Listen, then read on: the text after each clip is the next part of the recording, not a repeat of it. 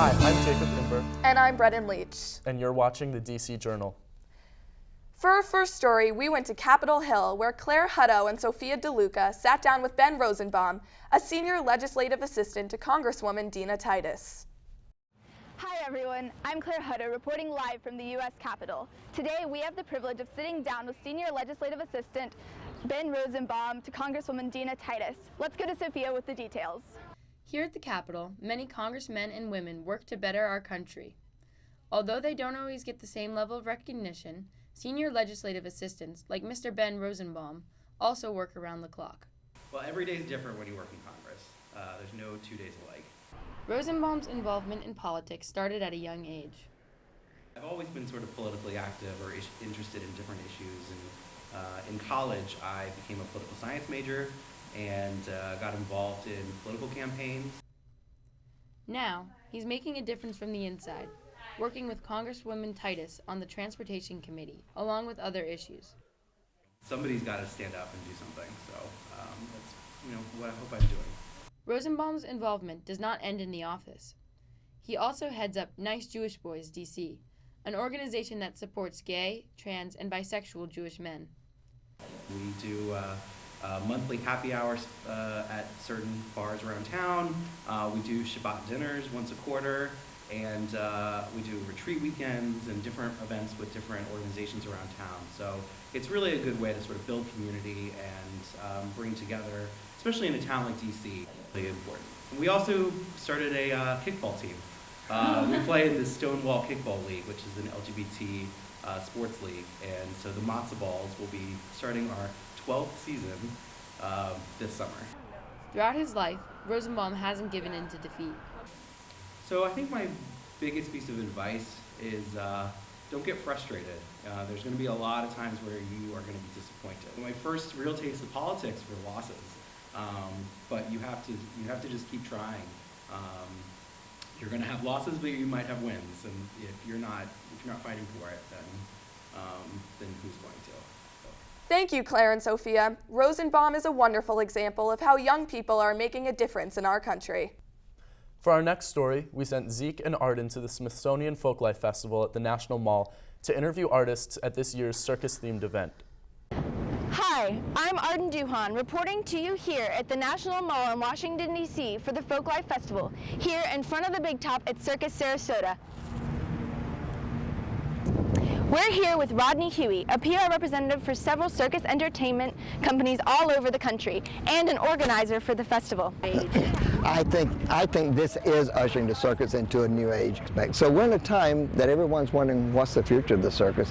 And the future will be innovation in the circus, young people doing circus differently than they've ever done before, in places you've never seen before. Next, we spoke to lyrist duo Luna Storm about their experience as performers and how they got involved in the circus. Well, we are both a little bit unusual in the fact that we found circus as young adults, and the passionate duo was firm about their belief in the circus's bright future. It's vibrant and alive and ever-evolving. Finally, we interviewed Joseph Dominic Bauer, a world-renowned circus daredevil who performs captivating stunts on the Wheel of Death. He described the passion and drive the performers have for their art. I think the public sometimes doesn't realize how much time and effort we put into the circus art itself. We then asked him how it felt to be performing in the nation's capital. The wheel that I perform on is the original Space Wheel. And the gentleman that owned it was from St. Louis, Missouri. His name was Clay Beckett. And he was actually a security guard here near the White House. He was also a physics major. So for me to bring the wheel back here to where it all began, it's really exciting. And that was Joseph Dominic Bauer. I'm Zeke Skolsky. And now back to you in the studio. Thank you, Zeke and Arden. The Folklife Festival is open at the National Mall until July 4th, and again from July 6th through July 9th.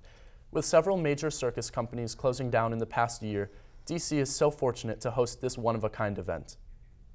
And for our final story, we went to the Katzen Art Center at American University to observe one of their current exhibitions, giving us a look into the cultures of Cuba and North Korea. I'm Maria Diaz here at the Katzen Art Center to talk to the director of the American University Gallery. I'm the director and curator of the American University Museum at the Katzen Arts Center. I got the opportunity to show this body of work. It's by a Belgian photographer named Carl de Keyser. The photographer Carl de Keyser got to travel all over the country of North Korea. This is a scene of children in the morning in school in North Korea, and they're doing exercise, and there's music in the background. There's an accordion player over there, and then they're all like going like this, and they're practicing shooting Americans. We now proceeded on to the second part of the exhibit, which are the conditions in Cuba. You can see kind of the devastating effects of our policy towards Cuba in the condition of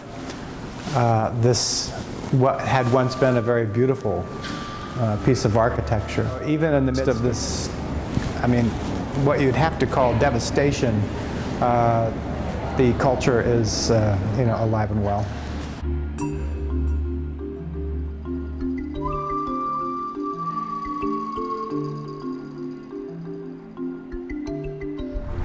So here at the Katzen Art Center, we've learned that through seeing these photos and understanding these cultures, that communication among ourselves is the key to stop fighting among ourselves.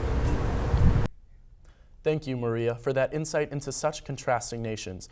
Their similarities and differences certainly provide us with a new perspective about the current state of international politics. I'm Jacob Imber. And I'm Brennan Leach. Thank you for watching the DC Journal.